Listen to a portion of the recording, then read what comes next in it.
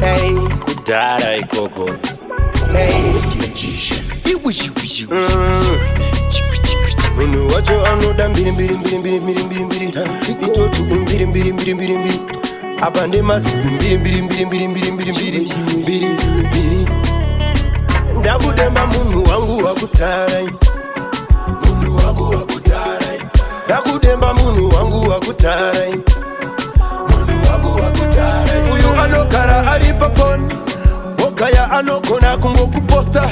Svika kukosta chiudza une matoni.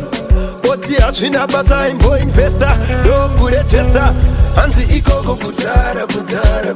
Kwa ikoko kutara. Hanzi ikoko kutara. Kutara kweve nani? Kutara kweve. Hanzi ikoko kutara. Hanzi ikoko kutara. Kwa ikoko kutara. Kutara kweve nani? Kutara kweve nani? Vemazuva ano mcholo uri sei. Vemazuva ano ndati zvakamira sei. Vemazuva ano mcholo uri sei. Amatuke tikutsure pakuda tumafomula twakudhara. Mazuva ano munowanza chinzara. Zvikanzi musha ndakandowe mahara.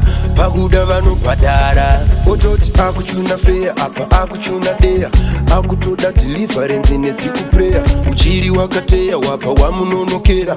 Akukochikera, akukatyira, akukasikira. Ndakudemba munhu wangu wakutarai. Ndakudemba munhu wangu wakutarai. Uyu anogara ari pafoni. Okaya anogona kungokuposta.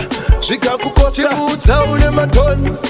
Oti hazvina basa imboinvesta. Ndokurechesta hanzi ikoko kutara.